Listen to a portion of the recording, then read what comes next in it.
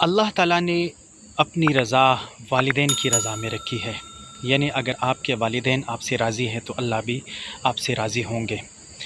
یہاں تک بتایا گیا ہے کہ اگر آپ کے والدین غیر مسلم بھی ہو تو آپ کو اس کے ساتھ احسان کرنے کی ہدایات آپ کو دی ہے اسلام نے، شریعت نے۔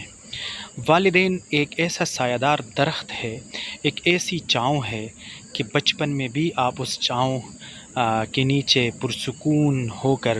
پلتے بڑھتے ہیں، اور جب آپ بڑے ہوتے ہیں اور آپ نے والدین کی خدمت کی ہوتی ہے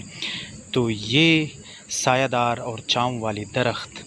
آپ پہ جب آپ بڑھاپے میں پہنچتے ہیں تو آپ پہ چھاؤ کر دیتے ہیں، کیونکہ آپ نے والدین کو راضی کر رکھا ہوا ہوتا ہے،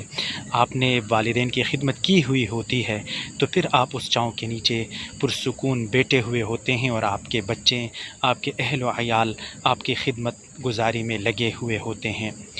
والدین ایک ایسی نعمت ہے اللہ تعالیٰ کی کہ جس کا کوئی نعم البدل نہیں۔ والدین کی ایک دعا، والدین کی ایک مسکراہٹ، والدین کی طرف پیار محبت سے دیکھنے پہ جو ثواب ملتا ہے اس کا کوئی نعم البدل نہیں ہے۔ آپ کی اردا گرد میں پوری دنیا میں سب سے زیادہ اگر آپ سے کوئی محبت کرنے والا ہوتا ہے اور اخلاص کے ساتھ محبت کرنے والا ہوتا ہے، کسی لالچ کے بغیر اگر محبت کرنے والا کوئی ہے تو وہ آپ کے والدین ہیں۔ ان کو آپ سے کوئی غرض نہیں ہے آپ سے، بس آپ سے وہ محبت کرتے ہیں، اخلاص سے محبت کرتے ہیں، ہر طرح کی دھوپ سردی بارش آندھی طوفان کا سامنا خود کرتے ہیں اور آپ کو سکون سے رکھتے ہیں۔ آپ کو سکون سے رکھنے کے لیے اس نے ہر طرح کی تکلیفیں اٹھائی ہے اور ہر طرح کی تکلیفوں کو خندہ پیشانی سے سہا ہے، صرف اس لیے کہ آپ کو سکون ملے۔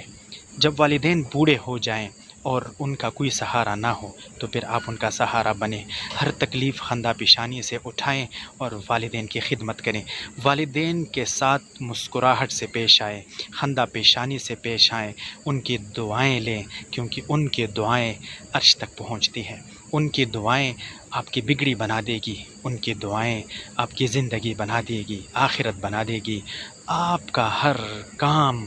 ہر آن مکمل ہو جائے گا اگر والدین کے دعائیں آپ کے ساتھ ہو۔